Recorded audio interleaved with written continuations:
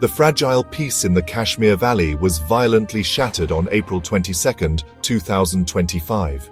Gunmen launched a brutal attack in Pahalgam, a popular tourist destination in Indian-administered Kashmir. These assailants targeted innocent civilians. Their bullets tragically cut short the lives of 26 people. Most of the victims were Indian tourists seeking respite in the scenic mountains. This incident immediately sent shockwaves across India and the wider region. Responsibility for this heinous act was quickly claimed by the Resistance Front, or TRF. Following the claim, India wasted no time in pointing fingers. New Delhi squarely accused Pakistan of supporting and backing TRF.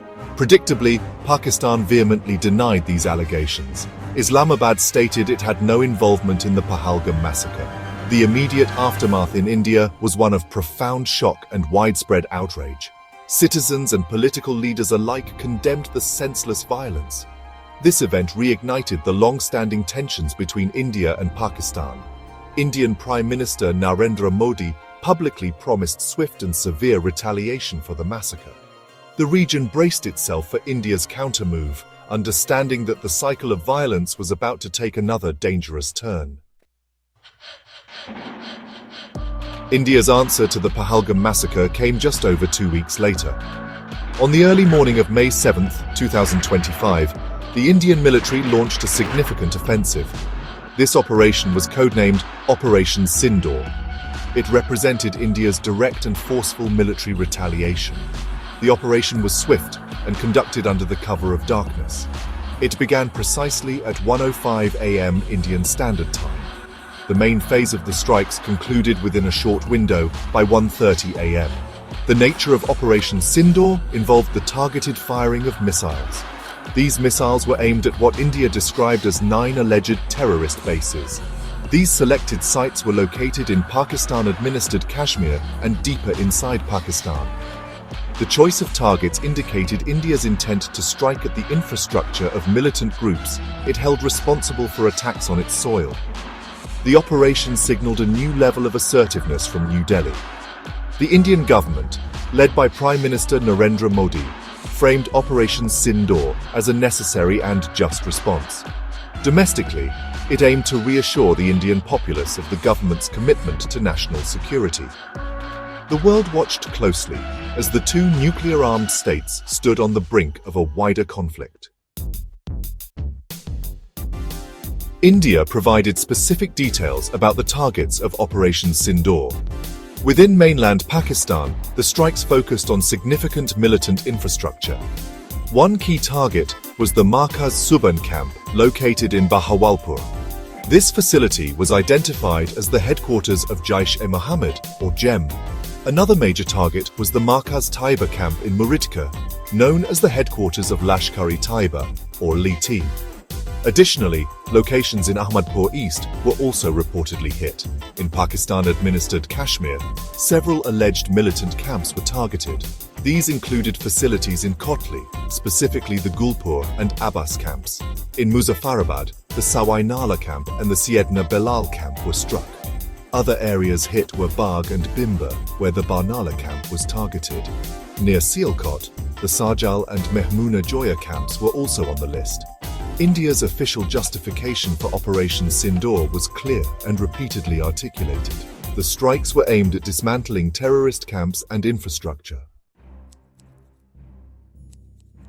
Pakistan's reaction to Operation Sindoor was swift and multifaceted.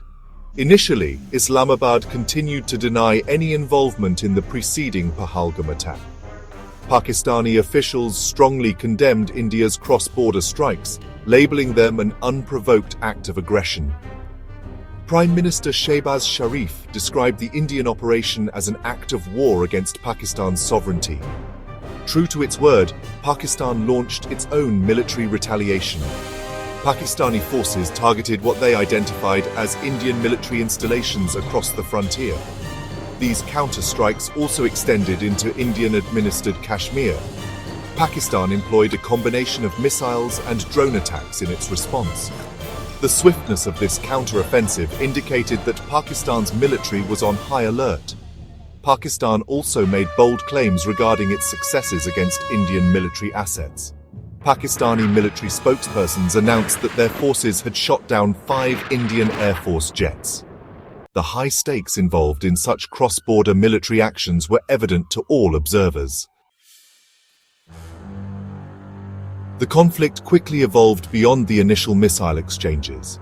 Both India and Pakistan engaged in broader military actions, heavily relying on their air power. Drone strikes became a common feature, with both sides launching unmanned aerial vehicles for reconnaissance and offensive operations. India reportedly expanded its targeting, aiming for 3 Pakistani airbases. One of these was said to be near Rawalpindi, a major military hub in Pakistan. There were alarming reports that Indian missiles and drones had managed to penetrate deep into Pakistani territory.